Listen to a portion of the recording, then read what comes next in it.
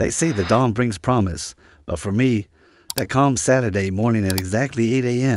was when my suburban paradise turned into a war zone. I'd barely finished my first cup of coffee, still clutching the half-packed mug, when I heard that insistent knock at my front door.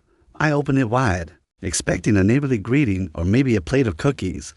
Instead, two uniformed police officers stood on my porch, their cruisers out front with red and blue lights pulsing silently. Behind them, a woman in her late 40s, jet black hair pulled into a tight ponytail, stood rigid as a statue, arms folded like a fortress, and eyes that burned with contempt. Linda Marshall, HOA president, scoffing that he is the man I told you about, the one living here illegally. The taller officer shifted, his hand hovering near his belt, not ready to draw, but enough to make my heart thunder in my chest. The shorter one fixed me with a no-nonsense stare.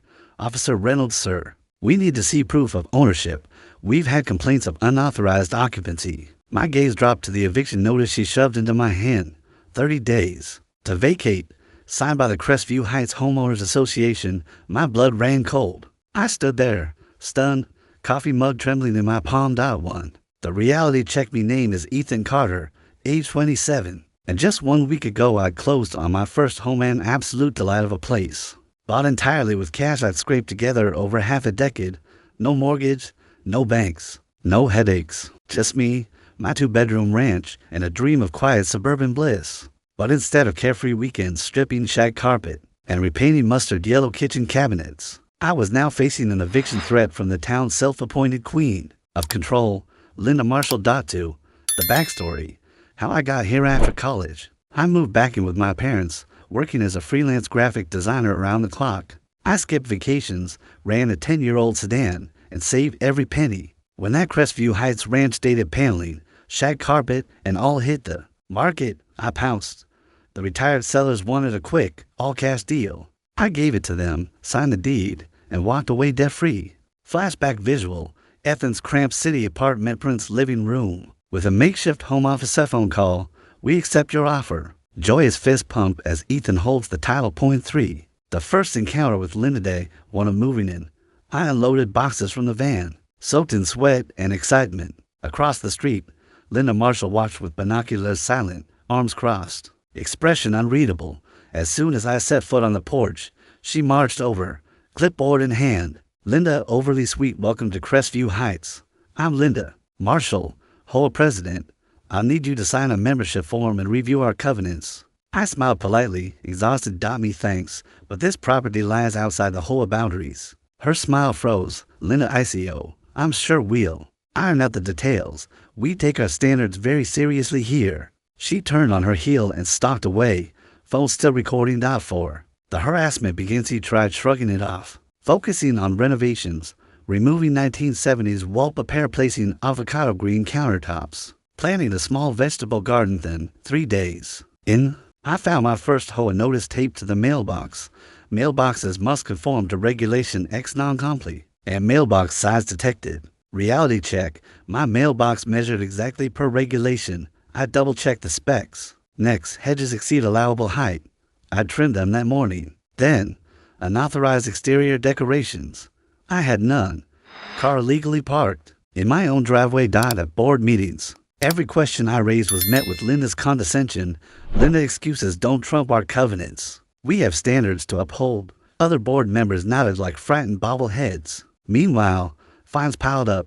$50 here, $75 there, escalating every time I dared speak up. 5. The fake age restriction on evening. A thick envelope arrived.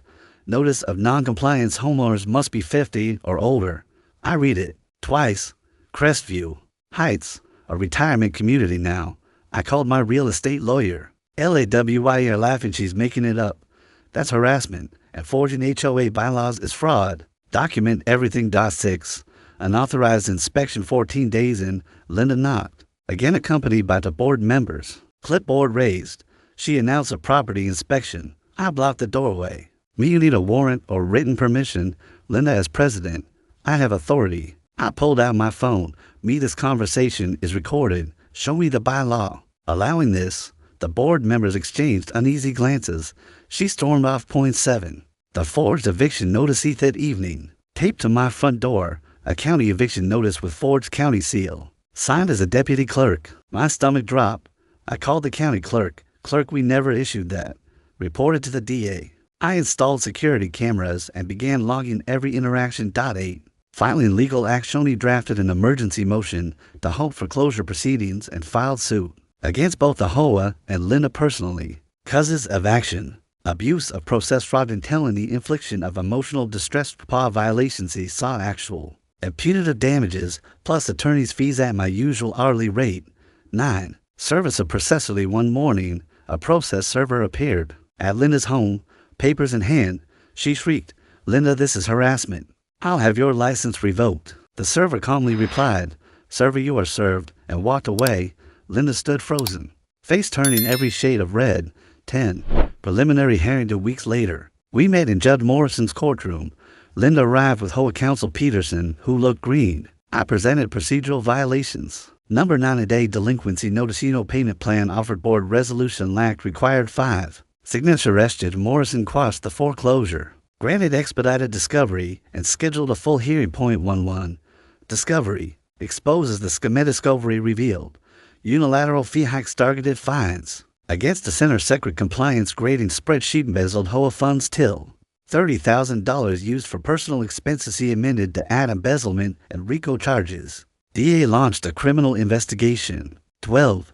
Final hearing. Showdown. Word of the final hearing drew a packed courtroom. I laid out forged board minutes, retaliatory fine, record Samazon ledgers, amount chains, plotting homeowner purchase. Linda's attorney objected weakly. Judge Morrison overruled. Linda took the stand.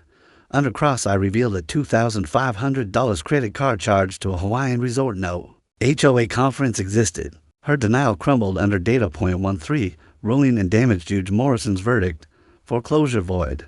Malicious prosecution. HOA to pay $65,000 actual plus $100,000 punitive. Linda personally liable for $50. Oh, Linda removed from the board and barred for life. Numbers cheered quietly. 14. Criminal conviction. 2 weeks later, DA charged Linda with embezzlement, fraud, racketeering. At sentencing, judge 5 years prison. Full restitution, breach of fiduciary duty. Linda collapsed in sobs, repeating, "I was protecting standards." 15. Epilogue: sanctuary rested back on my porch at sunset, coffee in hand. I surveyed Crestview Heights, a community reborn. My boxes unpacked at last. I knew this house was truly mine. Asterisk.